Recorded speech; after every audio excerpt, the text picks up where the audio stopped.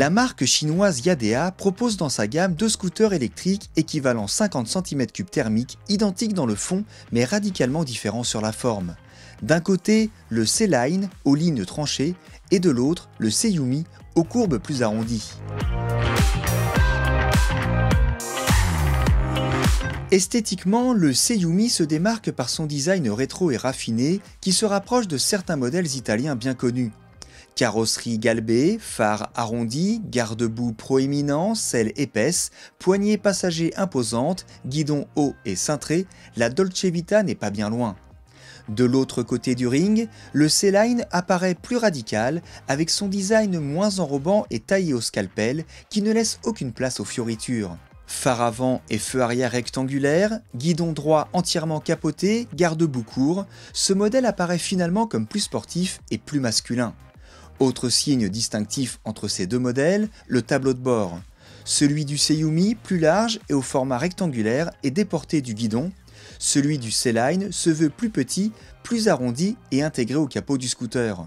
Dans les deux cas, ils informent de la vitesse, du mode engagé, de l'état de la batterie et du kilométrage total et partiel.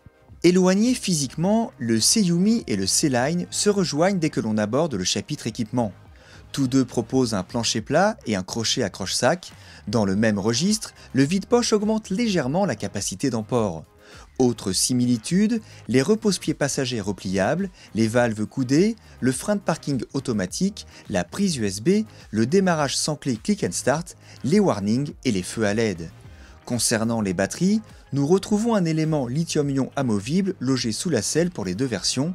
Ce dernier pèse 11,3 kg et se recharge en 5 heures sur une prise classique via le chargeur externe livré d'origine.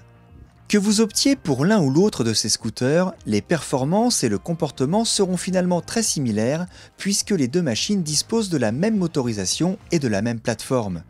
Nous retrouvons donc un châssis avec des roues de 10 pouces privilégiant la maniabilité et la nervosité à la stabilité. Autre ressemblance, un disque de frein de 170 mm à l'avant et un système à tambour à l'arrière.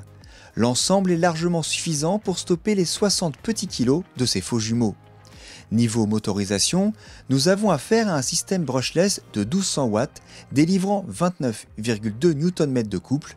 La vitesse maximale est conforme à la législation des 50 cm3 thermiques, à savoir 45 km/h, et l'autonomie annoncée est de 46 km. Une fois en selle, les deux scooters offrent une position de conduite neutre et assez proche. La hauteur de selle de 700 mm se veut très accessible et malgré la compacité générale, l'espace à bord est très honorable. Seul bémol, la selle courte n'est pas vraiment adaptée pour le duo. En termes de confort, les doubles amortisseurs gomment bien les petites aspérités, mais ils se font parfois chahuter sur les pavés peu entretenus de la capitale. En mode sport, les accélérations supplantent dans un silence total les équivalents thermiques.